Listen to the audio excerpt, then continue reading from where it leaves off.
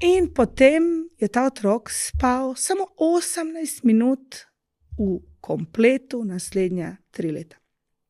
Dokler meni ena gospa ni rekla, kaj več nismo mogli. Jaz sem tako, 1 leto dni je bil star, jaz sem se mogla vrniti v službo, on se je dojil ful dolgo in vse, ampak enostavno on je bil skozi bujen.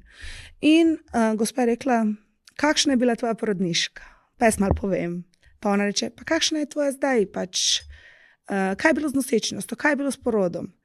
In jaz ugotovim eno stvar, o moj bog, ta otrok je preslikan jaz. Če se meni ful dogaja, a veš, kaj hočem reči? Otroku se ful dogaja.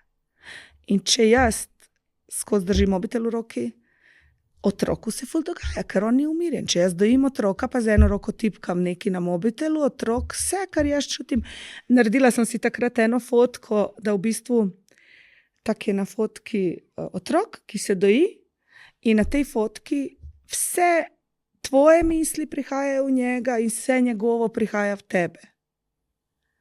In jaz nekaj, in tisti moment smo se pobrali, smo šli v Bosno, v našo malo vas, ki ima 17 stanovalcev in smo ostali tam celo poletje in je on začel spati, tako čez 2 tedne.